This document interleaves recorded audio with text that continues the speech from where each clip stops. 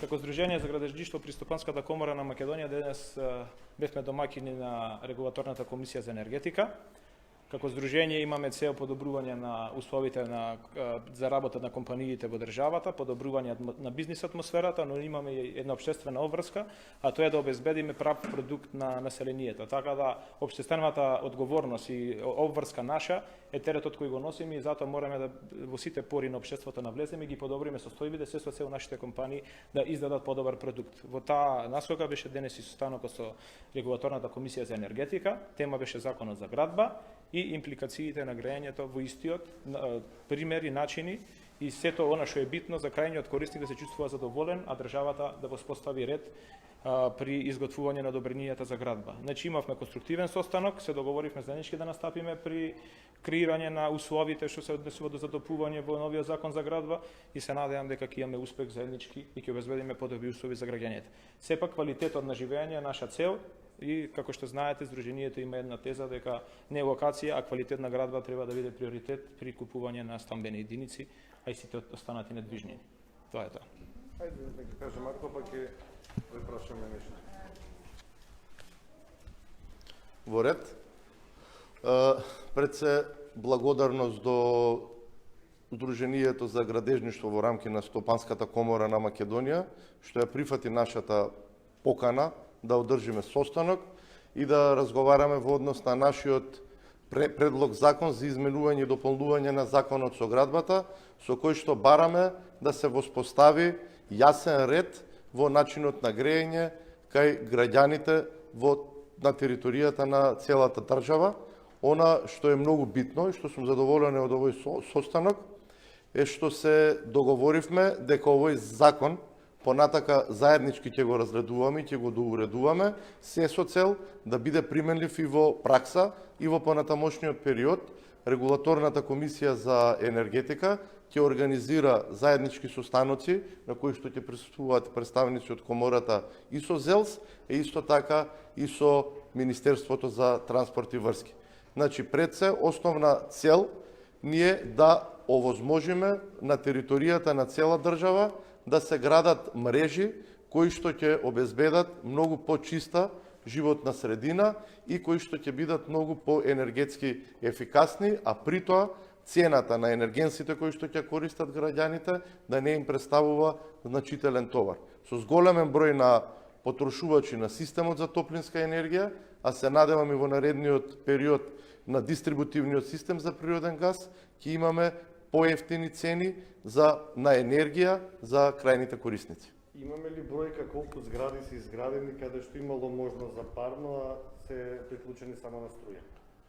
Според анализите кои што ги добиваме ние од страна на БЕК, кој што е најзасегнат во овој дел, бидејќи се излезени на терен и прават приклучоци, околу 15 до 20 згради не прифаќаат да се приклучат на организираниот систем за топлинска енергија. И тоа им го возможува постоечката законска регулатива. Токму ние предлагаме да се промени во овој дел и да бидат обврзани да се приклучуваат на системот за топлинска енергија доколку тоа е предвидено со мапирањето.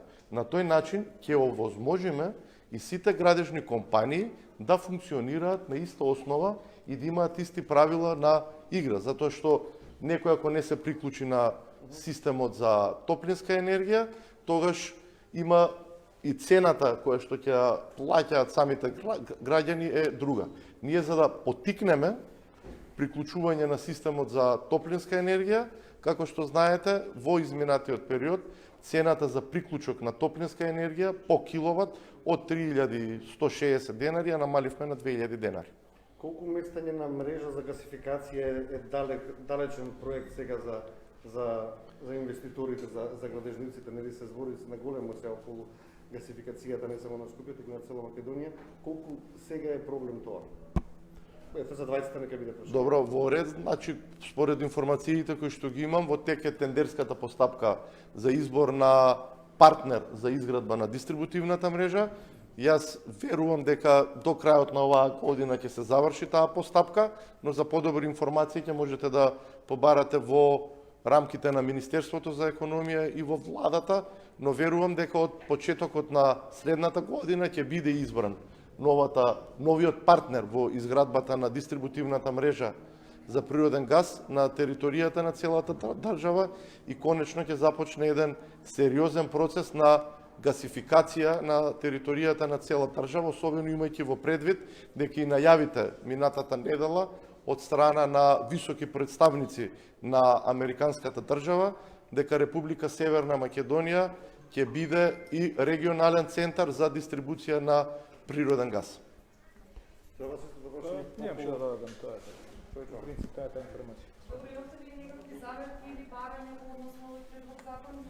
Нешто што не ви одговара, што ви одговара? По предлог закона за градба мислите? Да, задолжително не. Значи, идејата за задолжителен приклучок ја поддржавме, до сега не беше разгледувана во нашето здружение, беа разгледувани сите останати, но ова е нова идеја која поддржавме и во целост сме согласни, затоа што единствена цел има подобри услови кои би ги понудиле ние на купувачите и отстранување на нелојална конкуренција и посеб квалитет при изградба на зградите. Која била причината, дали имате информација од тие 15 згради што ги кажа Бислимовски, што не сакале да се приклучат на системот, поголеми трошоци или што е било причината? Се надеваме дека од економски карактер се главно причините и тоа што поскапо чини приклучокот во одредени случаи на топлификација, него на грејење со електрична енергија, но имаме случаи каде што има неможност од приклучок и тоа го разговаравме со комисијата.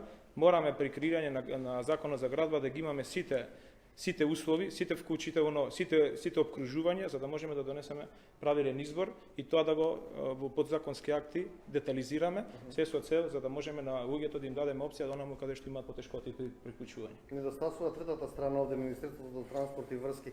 Кои се нивните информации? Дали лесно ќе биде донесен овој закон и дали би бил меѓу приоритетните? Дали како они гледаат на ваквата измена?